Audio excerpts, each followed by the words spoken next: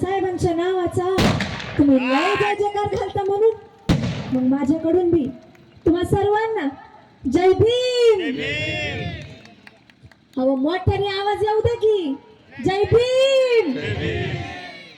नाही तरी बी आवाज आला नाही.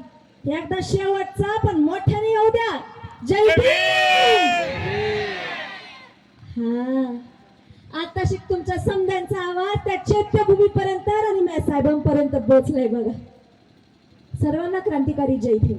मी प्रेरणा अनिल खरात लिंगेकर आज आपल्या समोर मी रमाई बोलते हे एक पात्री नाटक सादर करणार आहे. बुद्धांना करुणी वंदन बा भीमाचे पाय धरते. बुद्धांना करुणी वंदन बाई भीमाचे पाय धरते. तुम्हा सर्वांना जय भीम माझा. चला मी रमाईला सुरुवात करते. चला मी रमाईला सुरुवात करते.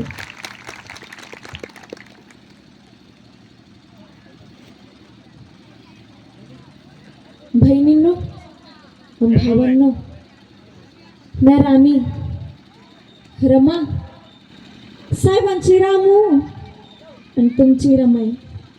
खरं तर माझ्यापेक्षा माझ्या साहेबांनाच तुम्ही जास्त ओळखतात ना ओळखतात ना. माझा साहेब म्हणजे महान पंडित.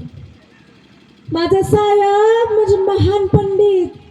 बुद्धांचा विचारवंत बुद्धांचा महान उपासक दिनदुबळ्यांचा कैवारी मनुस्मृतीचा दहन करणारा क्रांतिकारक कधी न मावळणारा क्रांती सूर्य सूर्याची सावली.